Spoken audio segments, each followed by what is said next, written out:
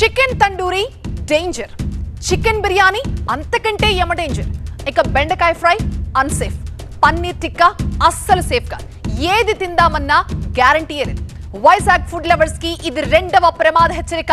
ఇక్కడ out side food మీరు అనుకుంటున్నంత సురక్షితం కాదు, క్షేమం అంతకంటే కాదు. తింటే మీ ప్రాణాలకి గ్యారంటీ కూడా లేదు. విశాఖలో ఆగస్టు 1-2 తేదీల్లో మెరుపు దాడులు చేసి శాంపిల్ సేకరించిన ఫుడ్ సేఫ్టీ అధికారులు వాటి రిజల్ట్స్ చూసి షాక్ అయ్యారు. తింటే తంటాలే అని విశాఖ జనానికి వార్నింగ్ ఇస్తున్నారు. ఆల్రెడీ 6 నెలల క్రితం విశాఖలో డేంజర్ రివర్స్ మోగించారు. ఇది మలివిడత హెచ్చరిక అన్నమాట. బిర్యానీ సెంటర్లు, బేకరీలు, రెస్టారెంట్లు, స్వీట్ షాపులు దేంట్లో చూసినా కిచెన్ లో హైజీన్ నిల్, ముక్కులు అదిరిపోయేలా అంత గబ్బు. ఇక నాన్ వెజ్ కిచెన్లు అయితే మున్సిపాలిటీ చెత్త కుండీ కంటే కూడా దారుణంగా వాటితో పోటీ పడుతున్నాయంట. విచిత్రం ఏంటంటే మనం తినగా ప్లేట్లో మిగిలింది కూడా కాసేపు అయ్యాక మళ్ళీ వేరే వాళ్ళకి వడ్డించేస్తున్నారట. బిర్యానీ ఎక్కువ మొత్తంలో మిగిలితే మళ్ళీ పొయ్యి మీద పెట్టి రెండోసారి వండేస్తున్నారట. మనం నిజంగా కానీ అలాంటి పరిస్థితులు కానీ చూసామంటే మనం బయటికి ఫుడ్ అనే దానికి అసలు వెళ్ళమండి. ఎందుకంటే వాళ్ళు హోటల్స్ బయట మనకి పట్టుకొచ్చేటప్పుడు నీట్గా పట్టుకొస్తున్నారు, కానీ అందులో చూసేటప్పటికల్లా ఎక్కడ వాటర్ లేవు, స్టోరేజ్ లేదు, మూతలు లేవు, ఎవరి దగ్గర మెడికల్ సర్టిఫికేట్లు లేవు, ఈగల వాడతాం, దోమలు అంటే పైన బ్లాక్గా ఉంటాము. ఆ తర్వాత ఏంటంటే ఎక్కడ డస్ట్బిన్ కూడా లోనే పెట్టేస్తున్నారండి వీళ్ళు. ఆ డస్ట్బిన్ లోనే పెడతాం. ఇంకా ఈ కాకుండా ఎవరన్నా బిర్యానీ అలాంటివి వదిలేస్తే ఆ పీసెస్ ఏం చేస్తున్నారంటే మళ్ళీ లోన పెట్టేసేసి అయ్యే పీసెస్ వేడి చేసి ఇచ్చేస్తున్నారన్నమాట. బిర్యానీ కూడా లార్జ్ క్వాంటిటీ మిగిలితే కూడా అవి కూడా మరి ఫ్రిడ్జ్లో పెట్టేసి మళ్ళీ వేడి చేసేస్తున్నారు.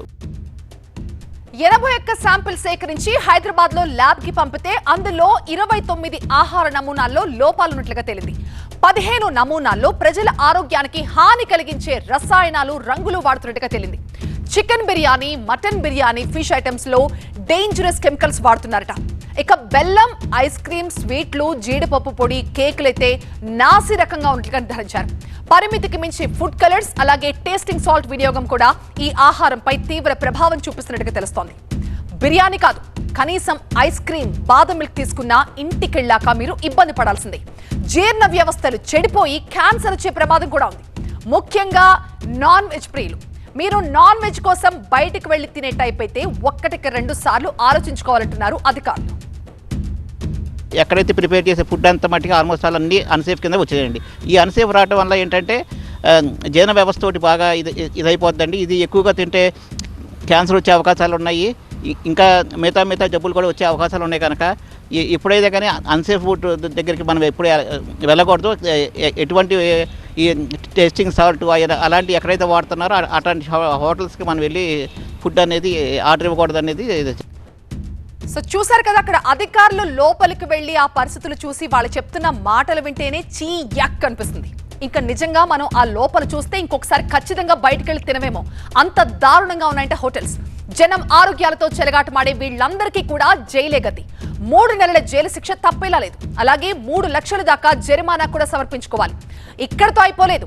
ఇకపై ప్రతి 2 నెలలకి ఒకసారి హోటల్స్ పై ఇలా కొరడా ఝడిపిస్తామని చెప్తున్నారు అధికారులు. దాదాపుగా 81 శాంపిల్స్ తీసి పంపిస్తే అందులో 29 వరకు అన్సేఫ్, అలాగే అందులోనే సబ్స్టాండర్డ్ కూడా వచ్చినట్టుగా చెప్తున్నారు. అయితే 15 వరకు అన్సేఫ్ ఏవైతే ఉన్నాయో వాటిపై క్రిమినల్ కేసులు పెడుతున్నారు. ఇంతపాటు మరో 14 సబ్స్టాండర్డ్ ఏవైతే ఉన్నాయో వాటిపైన కూడా ప్రత్యేకంగా నోటీసులు ఇచ్చి చర్యలకు సిద్ధమవుతున్నారు. ఇదే నేపథ్యంలోని నిర్ఘాంతపోయే అంశాలు నివేదికలో వచ్చాయి. ఐస్ క్రీమ్, బాదం మిల్క్, కేకులు లాంటి ఆహార పదార్థాలు కూడా అంత నాణ్యతగా సరిగా లేవు. కావాల్సిన పోషకాలు ఉండాల్సినవి అందులో లేనట్టు గుర్తించారు.